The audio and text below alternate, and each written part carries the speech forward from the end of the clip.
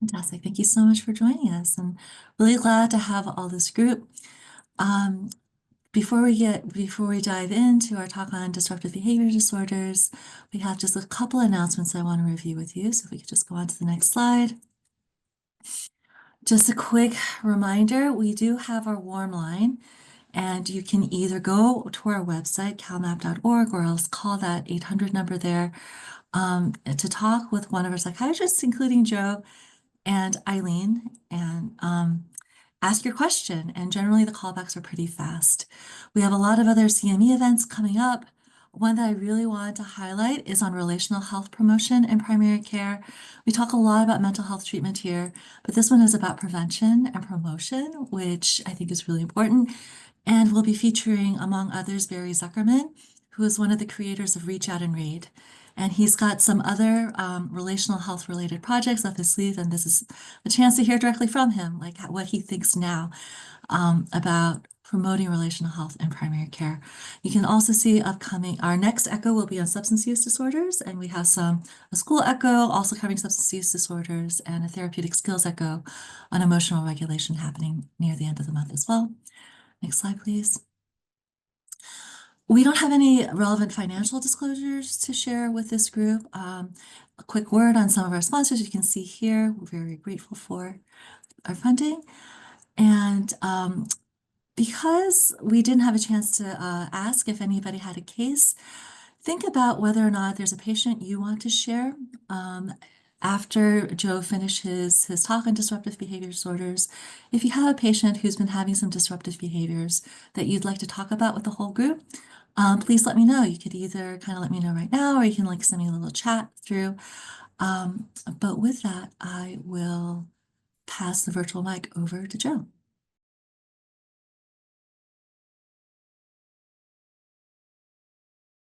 I'm muted. Okay, there we go. Thanks, Joanne. Thanks you all so much for being here. And let's just get started. So we're talking about disruptive behavior disorders, which is a really broad category. So it could be a lot of different angles, but I want to try to focus it and break it down so that it's something that feels manageable. And to do that, let's talk about the first steps for assessing and evaluating disruptive behavior disorders in primary care, and coming up with a differential diagnosis. We'll talk about the key ingredients of evidence-supported psychosocial treatments for disruptive behavior disorders, and a little bit as well about use of medications to treat disruptive behavior disorders. So first let's talk about what is a disruptive behavior disorder. If there's different, definitions, I think, for standard in psychiatry, we use the DSM-5, and now there's the TR version. And these are the diagnoses under this category, disruptive behavior disorders. And they are oppositional defiant disorder. And, succinctly, it's a pattern of angry, irritable, argumentative, defiant, vindictive behavior for over 6 months. Conduct disorder, which is a pattern of, more extreme violating rights of others and societal norms for over a year. Intermittent explosive disorder, recurrent behavioral outbursts with aggression, property damage, physical assault more than 3 times in 12 months. Others unspecified when we're not fully meeting criteria, but have some of the symptoms of the above things, and disruptive mood dysregulation disorder, which has extreme irritability, anger, frequent intense temper outbursts. So we have these diagnoses available to us. And, some folks make the argument that the diagnoses are helpful for communicating. One thing is, it could be helpful communicating what we're seeing as providers, as primary care doctors, other providers, for what we're seeing in terms of behaviors for these kids and their families. And that makes sense. Like you put it on their chart. Okay, someone else sees the chart and says, oh, this is the pattern of behaviors going on in this family, and now I know. And so that it's good to have communication, but the problem is that assumes that other people know what these definitions of these diagnoses are, the behaviors it's describing. And the other thing is that, unfortunately, a lot of times people stop at these diagnoses and say, well, this is the diagnosis, this explains the behavior, and now I'm going to stop here. When really, in reality, it doesn't explain the behavior at all. It's really just a description of the behavior. And always there is something underlying it. There's always some other, either environmental, other comorbid illnesses, all kinds of factors we'll talk more about. So I very rarely use these diagnoses. I'll just confess that I don't often put them on patients' charts or use them. A lot of families may come with them and, say this is what my child has, and there's, no invalidation of that. But I don't find it super helpful because of the problems with people interpreting what those diagnoses mean. And we'll get into this language, so this is my son, by the way, my oldest, where he agreed to help me out with this. But ask the question, what do we mean when we say disruptive behavior? So we're all busy people, teachers, caregivers are really busy, have a lot going on in our lives, providers, we do too. So when a kid is sitting quietly at their desk and listening and doing their homework, when they're, when they let us look in their ears, when they're on the exam table and don't scream, and are just compliant with that, when they're, getting ready for bed at night and getting ready for school in the morning quickly, it's really helpful. It decreases the stress in our lives. It makes our lives easier. So of course it's natural. We want compliant behaviors. On the other hand, disruptive behavior can be just that, really disruptive. When kids are being really loud and distracting in class, when they're screaming bloody murder, when we have our stethoscope, when they see our stethoscope when we walk into the room, when they're taking forever to get ready for bed at night, it makes their lives really hard. So again, it's really natural for us to want compliant behaviors, but what happens a lot of times is we start, because of the increased stress, we have feelings about the behaviors, good and bad. And then from those feelings about the behaviors, what happens oftentimes is we start to have feelings about the kids themselves. And what that does is that influences how kids feel about themselves. Much of how kids feel about themselves comes from how parents, how caregivers, how teachers, how other kids feel about them as well. And the reason I'm bringing this up in a talk about disruptive behavior is because how we feel about kids, how kids feel about themselves has an enormous influence on their behavior. If you think of a kid who thinks like they're a bad kid, they're going to start behaving that way. It's going to influence how they behave. They feel like their parent doesn't feel connected to them, has negative feelings about them. So the language we use is important, and it's important to reflect because it affects behavior. But the other thing that affects how we feel about kids, not just their behavior, is how they look and the language they speak and where they come from. So unfortunately, there are huge disparities in diagnoses depending on race and ethnicity. So for instance, Black, Hispanic, Latino, and Indigenous youth are more likely to be diagnosed with oppositional defiant disorder than ADHD compared to their white youth with the same symptoms. Black kids in America are 69% less likely to receive a diagnosis of ADHD than their white peers. And Black kids with autism are, on average, don't get diagnosed with autism until 3 years after their parents voice concern, which is a year and a half longer than white peers.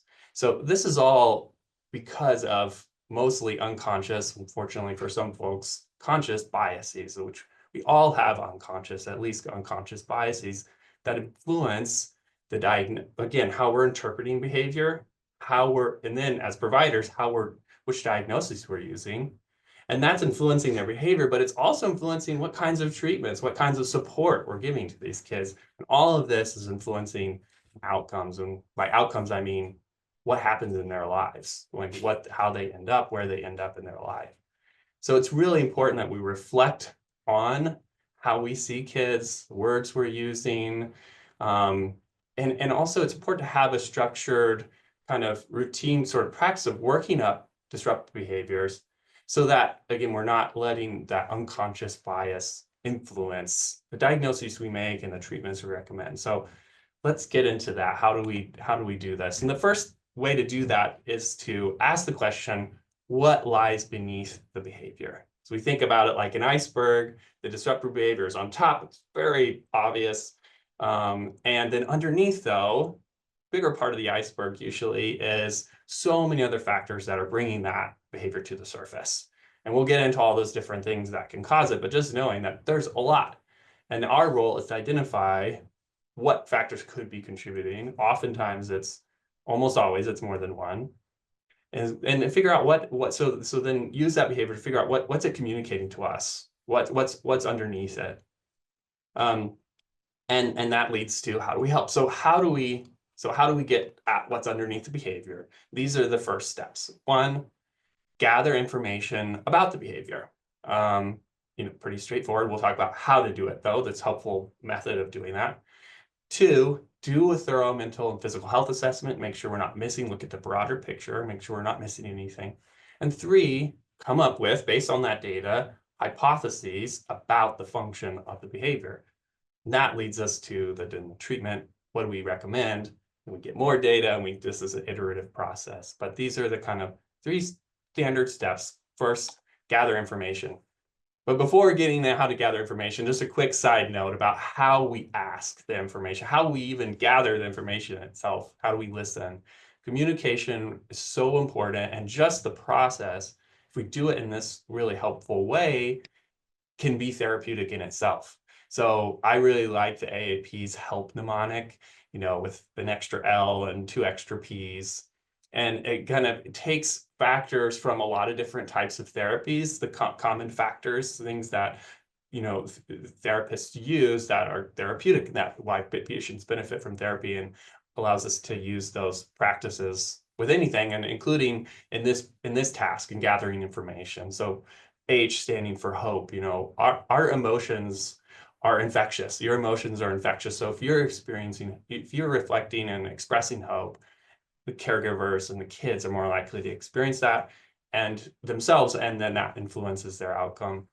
Empathy, just holding space for and validating caregivers and kids' feelings and their experiences, is really helpful and therapeutic in itself.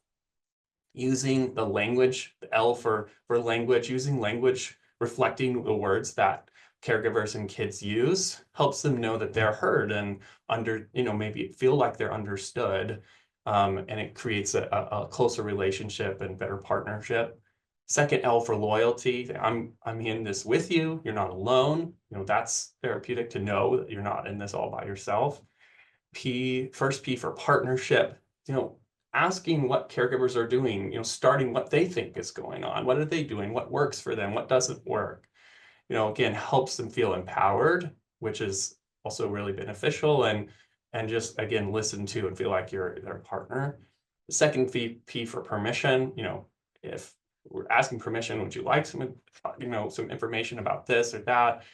Again, validates that they're empowered and that their experience is important, that what they feel like is important. And pushing things obviously oftentimes has an opposite effect of what we're hoping for. And then the last P for plan, coming up with a plan, even if it's right, we're going to get this type of information, we're going to write it down, or we're going to start with this one simple step. Moving in the right direction can help people feel like, instead of stagnant or hopeless, can help feel like they're moving forward. And this is all a parallel process. So you're doing these things with kids, with caregivers, and you're modeling it for caregivers to do it with their kids, because, this is the kind of stuff that we want parents to do with their kids, so that can have a positive influence on the kids' behaviors. Okay, so we got to gather information about the behavior. Sometimes it's like, well, the behavior is bad. All right, well, let's talk about one behavior specifically, one or two maybe. What are the biggest problem behaviors that are happening? Give me an example of something that's happened, and have them describe what actually happened, what they did. It's, fighting, kicking, screaming, whatever it was, describe it, what really happened. And the more information about it is, when did it happen? So that we like to use we like to use the ABC model. So the ABC stands for antecedent, behavior, and consequence. And this is a technique of getting information about what's the context of a behavior, and something called functional behavioral analysis. Again, figuring out what is the function of behavior, analyzing what the function of behavior is. So to do that, the antecedents is really all the factors that were going on before the behavior happened. So you think about things going on with the kid, like are they hungry, are they tired, are they stressed themselves, and then things going on with the caregiver, like what's their body language, are they stressed, or how are they giving commands, or what's their understanding of normal development, all those things. And then the environment itself. So where did it happen? What time of day did it happen? What was the sensory environment like? All of those things can influence behavior. So we get information about what was going on before. Okay, what was the behavior? What was going on before? Okay, this was the behavior, and then what happened? What did you do? What came after? And so that information is called the consequences. That can also then influence behavior positively or negatively, depending on what people are doing. So that's why it's important information to have. We'll get more into that in a minute. Ask about what came after, and then what happened related to that. So I did this, and then this is what happened after that. Get information about frequency and duration. That gives you a sense of severity and urgency. If something's happening for 30 minutes versus 30 seconds is a big difference. How many times per day, how many times per week. And then all of these questions you're asking the caregivers, right? Usually we're starting with the caregiver. Some information from the kids can be helpful, and if you can get that. But sometimes that's really maybe all you need, but oftentimes it's really helpful to get collateral information if you're able to do that. I know busy schedules, you only have so much time, but if you're able to even say, tell the parent, get some information from the teacher. If this behavior is happening in school, we need the information about this information for people that can describe it for happening at school. Other caregivers, therapists can also be helpful with gathering information. So you've got that data, all right, and that's about specific behavior, one or two specific behaviors. And now you look at the bigger picture and what's contributing to the disruptive behavior. So doing a thorough mental and physical health assessment. One of you all brought up working at a child advocacy center. Trauma can definitely have a huge impact on disruptive behavior. If kids don't feel safe, one of the symptoms of PTSD is hyperarousal, and that can be experienced as irritability, poor sleep, and behavior problems. So that's definitely really important to ask about traumatic experiences. They're not always going to tell you. You may know about some of them, but I'll ask anyways, just in case. And so that could be part of the disruptive behavior. Medical or other dental, other physical health problems. So it's really important to do a thorough physical exam, especially for our nonverbal patients, to evaluate for medical issues, for pain. What medications are we taking? Could there be side effects to those? Could definitely be contributing to disruptive behavior. Symptoms of neurodevelopmental disorders like autism and ADHD. Asking about core symptoms of those things to make sure we're not missing those diagnoses, because we have treatments for those diagnoses and they can definitely contribute to disruptive behavior. So is there a pattern of rigidity or restrictive interests? Is there a pattern of social communication problems with autism? Is there a pattern of impulsivity and hyperactivity and poor concentration? Thinking about those diagnoses as possible contributors. Anxiety and OCD can definitely contribute to disruptive behavior. Same with depression, other mood disorders, especially in young kids, for where depression and anxiety often comes out in anger and irritability. Substance use can be a symptom of part of the disruptive behavior itself, or it can be contributing to disruptive behavior too. So asking about substance use, sleep issues, we all know that we feel cranky, it influences our behavior. We're tired, we feel cranky, it influences our behavior. Asking about sleep, quality of sleep, quantity of sleep, routine around sleep, really helpful information to have, could definitely be a big factor. Temperament, so what's this kid like? And then attachment, what's their fit with the parent? And this kind of could fit into our environmental factors, but this goes to that parent-child relationship is so crucial for influencing behavior. Kids learn it from their parents. It's affected by their environment, which most of the time is from their caregivers, but also at school. So asking about what's your relationship like with your child, asking about what's your parenting style, how do you see your child, getting a sense of how parents are feeling about and sensing their kid, and then knowing how that's going to influence how kids feel about themselves. So this is something to get some information about.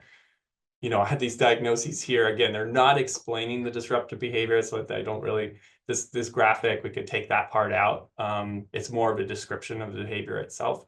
And then environmental factors, which I've talked some about, but include things going on in their community, things going on in their home. They recently moved, they changed schools, you know, getting bullied at school. Like all of these things can definitely influence and could be the only factor, you know, underlying disruptive behavior.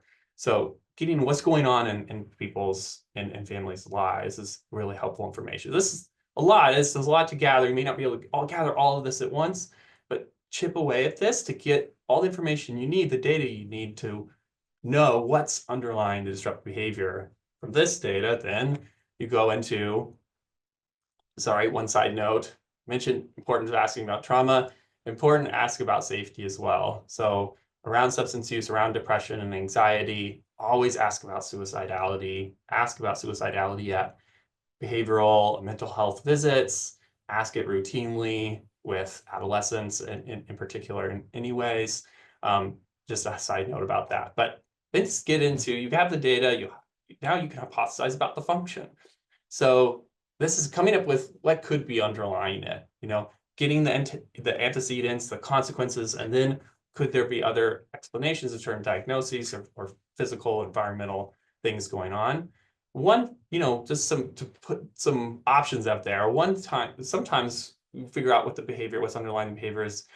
The kids trying to use this to communicate with us about their feelings, about pain, about their sensory needs, and oftentimes, especially kids with not fully developed verbal skills, kids who are younger, or kids with neurodevelopmental disorders who may never have fully developed verbal skills. This could be the function. They're trying to communicate something to us. Another function that's common, and this is kind of tied with communicating, maybe they're communicating their goals, or they're trying to achieve a certain goal. And that could be escaping a situation that makes them feel comfortable or is non-preferred, or getting access to an object or an activity that is preferred. Or it could be, I want more attention from my caregiver or from my surrounding environment right now. I mean, we know kids desperately need attention, enough attention for brain development. So they're going to seek it out when they're not getting enough. And that could be, you know, one of the functions, underlying functions of behavior. And then maybe like, oh, I can't figure out what the function is exactly. Other than that, there's other factors underlying it, such as medical things or other psychiatric problems as well. And so you come up with hypotheses about the behavior, and then from that, you come up with ways of changing the behavior. So if it's related to communication, you can help you can have carriers, let's help them by naming what we see, like teaching them the words to use to communicate instead of using these actions, like, you know, describing their behaviors, describing what they want, figuring out what they want, and then describing it yourself using the words. Sometimes using communication assisted devices can be helpful for kids who aren't going to have verbal communication skills. For an environment, it could be really helpful to provide structure, prepare kids. So if it's a problem around transitions, help them know what to expect coming up. And that's schedules can be helpful with that too. Again, helping kids feel safe and secure through structure, through scheduling, through routine, staying calm themselves, parents staying calm themselves, you staying calm yourself. And our emotions are infectious. So this can affect kids' behavior a lot. So being able to stay calm ourselves as much as we're able to, how we ask for commands, you know, these antecedents, how we say things to kids, hopefully, you know, it can be helpful to do it more simple, more developmentally appropriate. That can influence the behavior. If it's towards achieving a goal, giving kids breaks, you know, to avoid feeling overwhelmed or escape if there's, you know, if it's really, you know, for instance, like if it's in a classroom and we're eloping, being aware of needs, and anticipating, like, you know, if kid needs more attention, needs a certain amount of attention, having that structure at the end of the day so that we're addressing those needs. And then other things, you know, using appropriate demands for developmental level, you know, psychoeducation around this can be really helpful if we're setting inappropriate or too high of expectations. No one's going to end up happy. It's going to be challenging for everyone. And then, of course, we're addressing other underlying problems like anxiety, like depression, like ADHD, and so on. Okay, and now modifying provoking factors or consequences, things that come after. So, you know, I mentioned attention. You know, we know that giving attention to a behavior leads to more of that behavior. So, like, you know, we want to use this for our benefit, right? When we catch kids doing well, we catch them doing good things that we desire, then give them lots of attention for that. And it may not be like extreme over the top, but just thank you. I saw you doing that. Thank you for doing that. And then removing attention with non-desired behaviors as long as it's safe, right? You can't ignore behaviors that are unsafe, but as long as it's safe, as much as we're able to, active ignoring is really helpful at reducing. It's a consequence that comes after the behavior that decreases reinforcement of that behavior. Again, to increase a behavior, when you give attention, it's helpful that if it's done immediately after, so that it's directly associated with that behavior, you can use incentives or rewards. Now, the caveat to this is that it's not going to, the same kind of system won't work for every kid. You want to try to tailor it to the child, what they like, what they enjoy. And then it's helpful to phase that out over time to become less reinforcing over time. And we want them to develop that internal motivation for the kinds of behaviors we're targeting. So you can use them, especially when starting out or trying to implement a new routine. And then for decreasing a behavior, again, active ignoring, using timeout, losing a privilege, having some consequences. It's really helpful to have this laid out beforehand so that kids know what to expect. But these strategies can negatively disincentivize the behavior.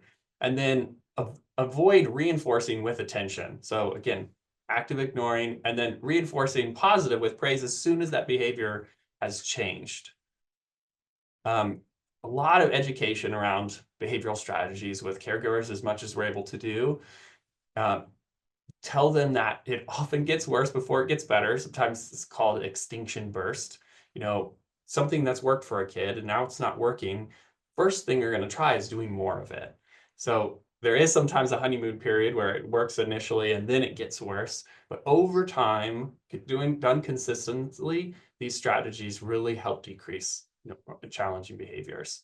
But to tell parents that we have to change our behavior for the child to change theirs. You know, if something we're doing is negatively reinforcing a problem behavior, then it's something that we have to change how we're responding so that kids can learn as well, which is really tough. It's really tough for caregivers to learn new ways of responding to things, especially when how they respond is a lot of it's tied up in their own childhood and their own experiences as kids and growing up now as parents.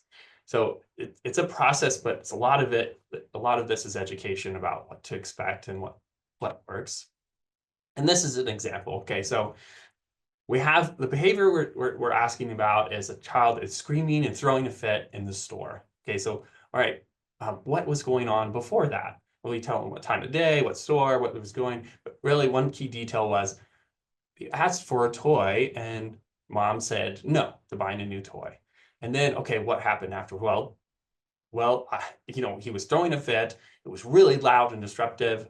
I was embarrassed, so I didn't want to draw attention. So I said, be calm, calm down. I'll buy you the toy if you're calm down. Okay. So then he calms down and mom buys him the toy. Fortunately, it's not reinforcing that calming down, but it's really probably also reinforcing that screaming and throwing fit. And the parent is also reinforced there because the child was calm and now they're feeling less stress. So what is the function of that behavior? Well, they may be communicating a need or desire, trying to achieve some kind of goal, a preferred object. And then, we've come up with a hypothesis about the function. Now, okay, how do we modify it? modify, what can we change? The antecedents. So does the kid even need to go to the store? If possible, we pick our battles? I know sometimes we can't avoid that, but is there an option? Warning the child, so helping them prepare, telling them what to expect at the store. We're not going to be buying this toy. We're going to get this and that, and then we're going to get in the car and we're going to come home. Maybe providing a sensory toy to promote self-regulation for the kid while they're there, giving them something to do. And then afterwards, the consequences. Can you actively ignore? This is tough for a lot of folks, like in the store, lots of attention, throwing a fit. If you're able to, it's really helpful, but understand not feeling comfortable doing that, especially definitely if it's unsafe, calmly removing from the store, from the situation, until you're in a place where it is more safe. Maybe there's less attention and you feel more comfortable, and waiting for that, calmly waiting for that emotional state to decrease. Avoid getting in a back and forth. When kids are worked up in an emotional state, talking a lot about things it's really going to be harder. Praising as soon as they're calm. And then a quick note about timeouts, what's effective. Don't think about this as a punishment, but really as a chance to cool down. Really, okay, it's not that just you're in trouble. We have to go somewhere private, or we have to go somewhere and wait for a second so we can calm down, because this behavior is not acceptable. A lot of parents are going to say, I tried that, it doesn't work. But ask what the goal was. Like, were you trying to, well, I wanted the kid to not throw a fit when I put them in timeout. Well, if that's the case, they probably didn't really need timeout. So really the goal is that you set the structure and the routine and the consequences and the expectations. Tips for success with timeouts: being consistent really helps, and consistency leads to more limit testing.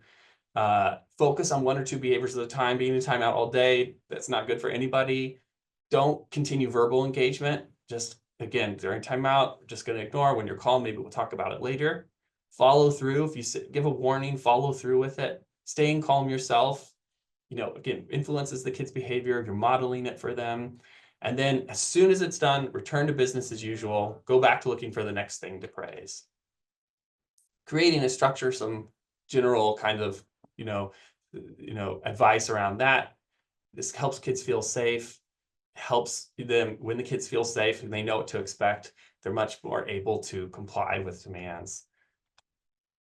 And then asking for help. Like, this is hard to do as a medical provider. Even me, I'm able to see kids for longer periods, more often than a lot of you all. So, but I'm also, it's hard for me to change behavior and, seeing them once a month, even for an hour. So oftentimes we're asking for help, especially for more severe behaviors. And there are thankfully, there's lots of evidence supported interventions. And, really the common factors are that they involve the family. So they're family-based treatments, and to help parents of youth with the behavior disorders utilize more effective strategies for these parents are using more controlling, intrusive, or critical styles. And to do this, we provide a lot of psychoeducation. They provide a lot of psychoeducation about, associated diagnoses and the behaviors themselves, about behavioral strategies, improving their parent-child interaction, teaching parents to establish expectations, what works, and kids and parents more effective ways of communicating with each other. These are some of the evidence-based treatments in preschool and school-age kids and in teens. They have a lot of evidence for disruptive behavior and its common comorbid condition of ADHD. I really like this graphic that's showing the pyramid, because you're not, using consequences by itself is really not effective. You have to have this positive foundation where you have play, you have empathy, you have attention, listening, you're using praise and encouragement, and on top of that, have consistency and setting clear limits and expectations, and then using active ignoring, distracting, redirecting, and finally consequences. One thing you can consider doing, for that need for attention, is prescribing special time. So this is one-on-one time between a caregiver and a child, and quality over quantity here, like 5 to 10 minutes a day of what it is child-led play, where parents are using words that the kid is using, praising what they're doing, describing it, reflecting what they're saying, with enthusiasm. And that is just such a good way of establishing that positive foundation, which then we can build on. Okay, quickly, again, not a coincidence I put this at the end, because oftentimes really to address problem behaviors, we're going to use behavioral strategies in the most effective way. But sometimes we use medications as well. We have medication tools available, but it really depends on what the underlying problem is, right? This is why it goes back to, are we doing a thorough mental and physical health assessment? When we have these comorbid diagnoses, we have medications, tools that can be really effective, particularly for ADHD. So like stimulants, alpha agonists, help with ADHD symptoms. They also reduce disruptive behaviors, including aggressive behaviors. For depression and anxiety, SSRIs can really, improve behavior as well. When they have those comorbid underlying diagnoses. We sometimes use other things as well for anxiety and for autism.